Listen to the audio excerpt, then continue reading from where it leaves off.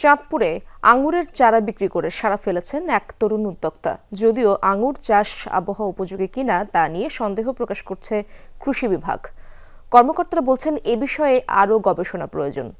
কৃষি বিভাগ জানিয়েছে এই অঞ্চলে আঙুর চাষে আগ্রহী হয়ে উঠছেন অনেকে।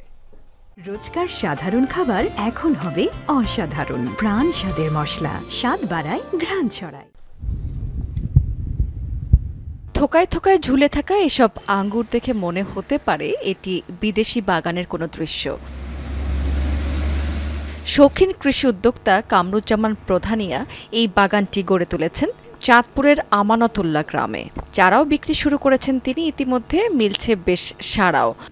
মানুষের চাহিদার কথা বিবেচনা করে আমরা এবছর বেশ কিছু চারা তৈরি করছি। পরবর্তী অন্যান্য আরও যে প্রজেক্টগুলো শুরু করার পরিকল্পনা আছে সেগুলো শুরু হইলে আমরা চারা উৎপাদন এবং ফল উৎপাদন দুইটি আরও পরিমাণে বাড়াবো ইনশাল্লাহ।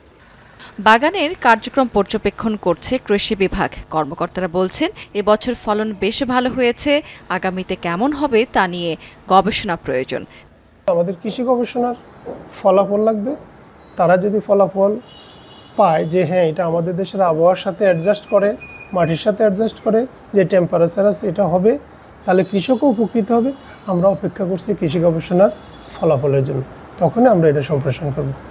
2024 সালে এই অঞ্চলে বাণিজ্যিকভাবে আঙ্গুর চাষ শুরু হয়। কৃষি বিভাগ আশাবাদী পর্যায়ক্রমে এই আঙ্গুর চাষ আশেপাশের এলাকাতেও ছড়িয়ে পড়বে। রাবেয়া স্মৃতি, যমুনা নিউজ।